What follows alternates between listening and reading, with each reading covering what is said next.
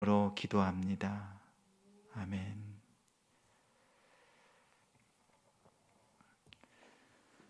말씀은 사사기 15장 14절부터 20절입니다. 구약 388쪽입니다.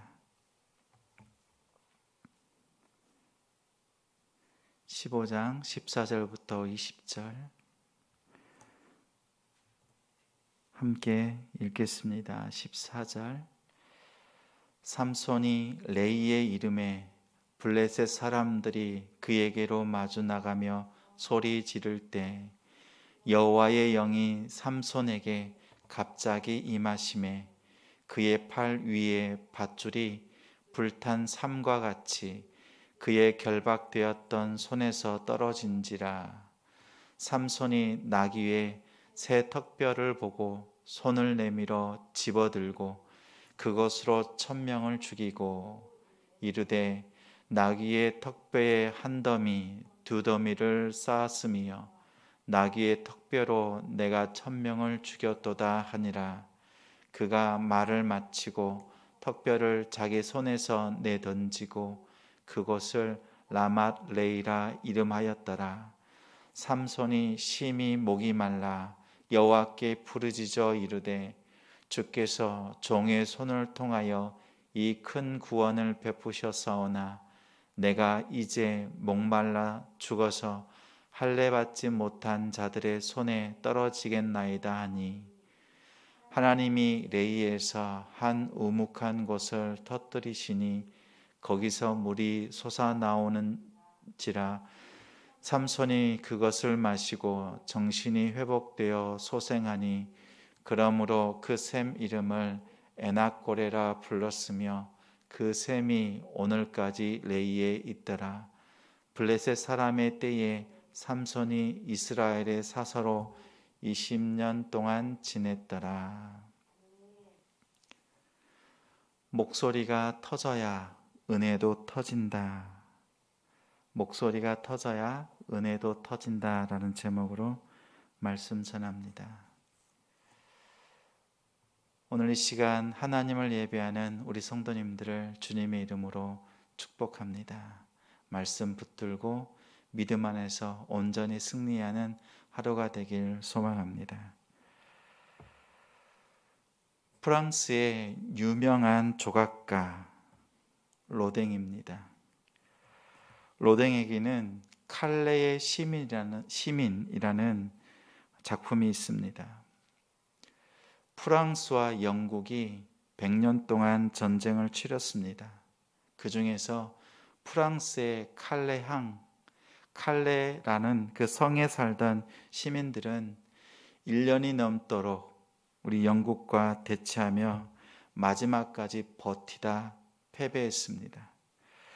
모든 시민들이 죽을 수밖에 없는 상황입니다. 영국은 관용을 베풀어서 대표 6명의 목숨을 요구합니다. 그 중에서 가장 부자였던 지도자였던 생피에르, 그가 먼저 손을 들고 죽음을 자처합니다. 그러자 그 시에 있었던 시장, 그리고 상인과 그의 아들, 여러 사람들이 자진해서 희생에 손을 들었습니다.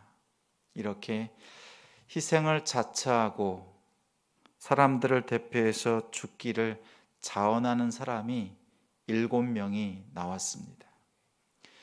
6명을 요구했는데 7명.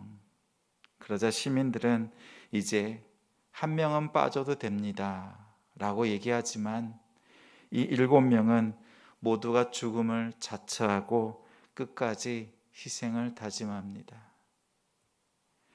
그러자 생피에르가 제안합니다. 그러면 내일 아침 이 장터에 가장 늦게 온 사람을 뺍시다. 다 동의하고 집으로 돌아갔습니다.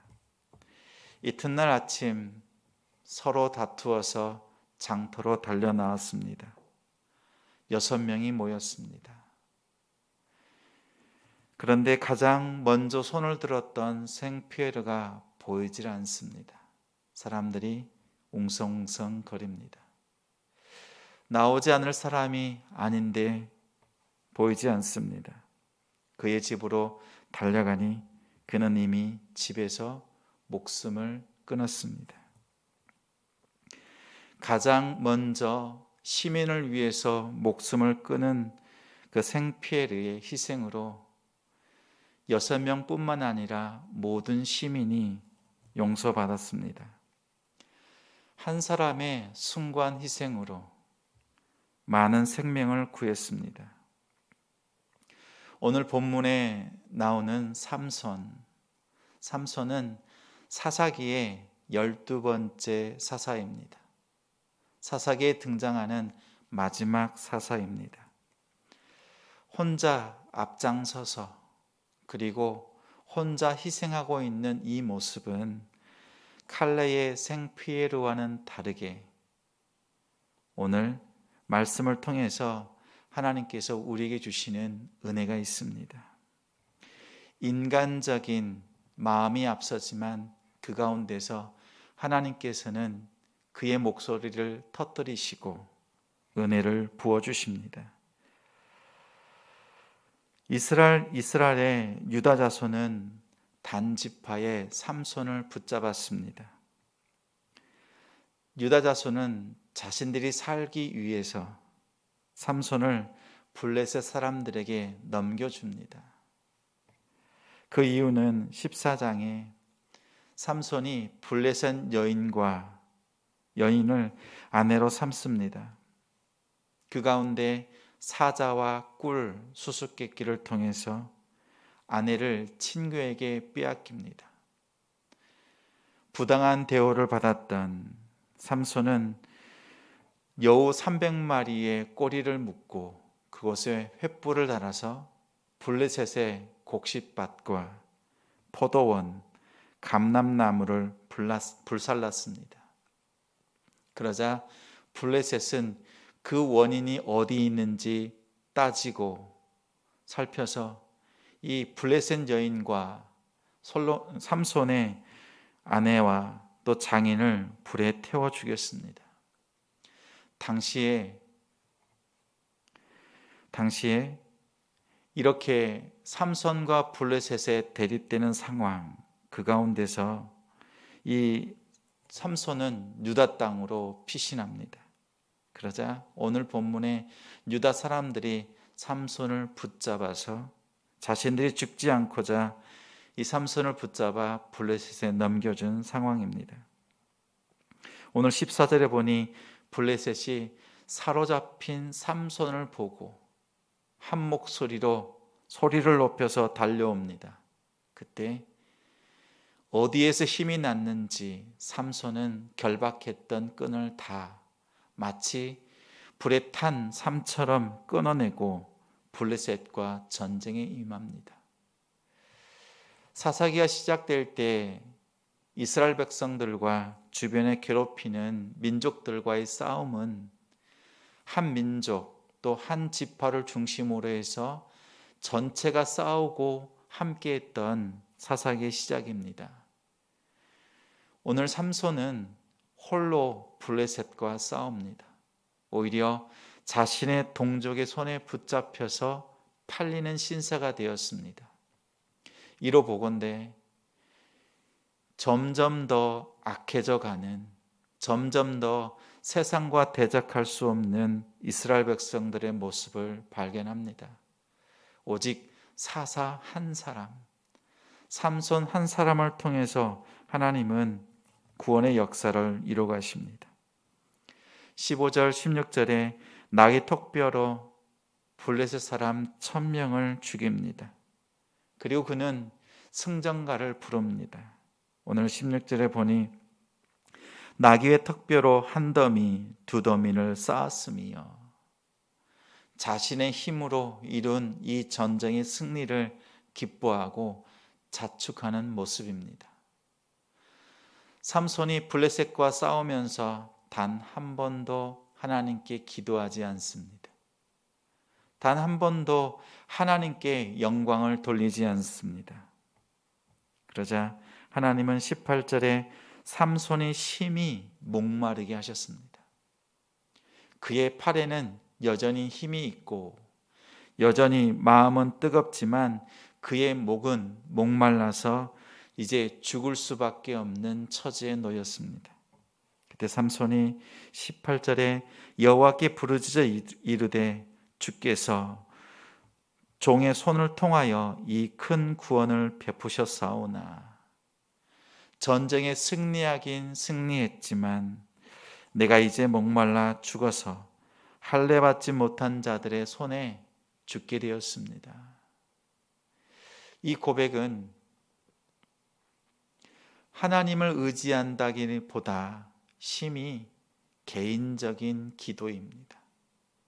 자신의 목마름 때문에 할례 받지 못한 블레셋 사람들에게 죽게 된 자신의 상황, 하나님께 영광이 아니라 자신이 필요한 것을 구합니다. 한 번도 기도한 적이 없던 삼손, 위기의 순간에 하나님께 목소리를 다해 부르짖습니다. 물 한 모금 없이 죽을 위기에 놓인 삼손, 아무리 위대한 일이라도 사람의 한계, 우리 인간의 한계가 있습니다. 하나님은 그의 목을 목마르게 하셨습니다. 부르짖지 않고서는 견딜 수 없도록 하나님께서 그에게 목마름을 부어주셨습니다. 그는 어쩔 수 없이 하나님께 부르짖습니다. 하나님의 도우심이 없이는 승리할 수 없는 연약한 존재임을 깨닫습니다. 그 전까지는 자신의 힘, 자신이 원하는 대로, 보기 좋은 대로 행했습니다. 목마름의 이 연약함 앞에서 하나님을 찾습니다. 그리고 할례받지 않은 이방 여인을 사랑했던 삼손이 할례받지 못한 자들에게 죽게 되는 아이러니한 상황, 자신이 좋아했던 것들로부터 죽음을 당할 수밖에 없는 자신의 상황을 깨닫게 하십니다. 하나님을 찾습니다. 목소리가 터져 나옵니다. 목마름은 기도할 수밖에 없는 하나님의 간섭입니다. 이렇게 연약하고 자신의 뜻대로 자신의 힘으로 행하는 이 삼손에게 하나님께서는 샘물을 터뜨리십니다. 믿음으로 보면 허점투성이입니다. 그런 그에게 하나님은 샘물을 터뜨리셔서 부르짖는 자의 샘이라는 애낙고래를 부어주십니다. 자기중심적으로 기도하지만 하나님은 신실하셔서 구원의 계획을 그를 통해서 이루어 가십니다. 오늘 한 사람 믿음을 보기는 어렵습니다. 그러나 하나님은 그 연약한 자를 통해서 삼손을 통해 하나님의 구원을 이루어 가십니다. 오늘 우리의 삶에도 나의 연약함, 믿음으로 살려고 부단히 애쓰지만 죄악 가운데 넘어져 있는 우리를 통해서 하나님은 일하십니다. 그리고 한 사람의 희생, 우리 예수 그리스도의 십자가를 통해 하나님의 신실하심을 깨닫게 합니다.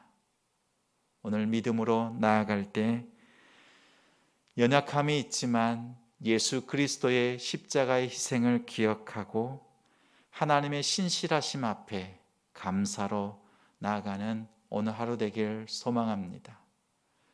하나님께 부르짖는 기도 터뜨리며 하나님의 은혜를 온전히 누리는 오늘 하루가 되길 우리 주님의 이름으로 축원합니다.